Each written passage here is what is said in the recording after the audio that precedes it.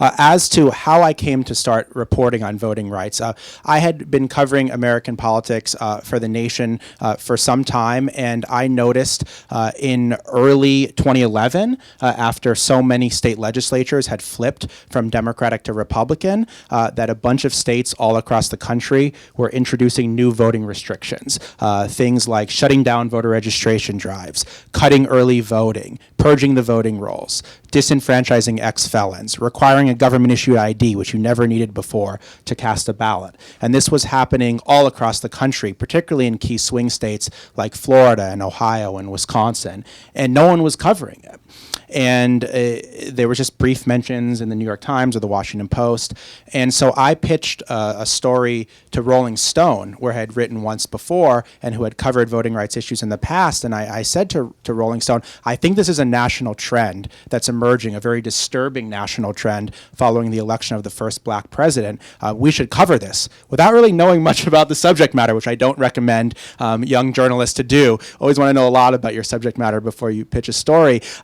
But I kind of took a crash course on voting rights, and I wrote this story in August 2011 with a quite provocative title they put on it called "The GOP War on Voting," and it ended up being a really big story, a bigger story than I anticipated. A lot of people had the same reaction I had, which was outrage. How in the year 2011 is this still going on? Are there still efforts to make it harder to vote? And then I realized after doing the article that I was one of the few people that are actually reporting on voting rights. So I actually knew something about this subject, and what happened is more states started passing new restrictions. The laws were challenged in court.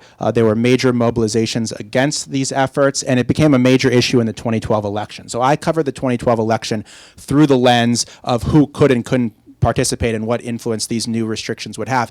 And then after the election, what we saw is the Supreme Court decided to hear a challenge to the Voting Rights Act. And I was fascinated by this case, Shelby County versus Holder, and why the Voting Rights Act was being challenged and what it did. And I started asking my friends and colleagues who I relied on as voting rights experts, what should I read to better understand the Voting Rights Act? And to my surprise, there really wasn't a whole lot out there about what the law did. There was a lot out there about what led to the passage of the Voting Rights Act, the dramatic events of Selma, Alabama, but there wasn't a lot about the 50 years that happened after that. And I knew that at a time when voting rights were under attack, I knew that the Supreme Court was likely to gut the Voting Rights Act, and I knew we were headed towards the 50th anniversary of the VRA, and I thought all of this could make for a really timely book, and because I had reported on this, maybe I had the expertise to do it. And so I'm glad that I listened to myself, and I think it ended up, I think, being a really important story that needed to be told.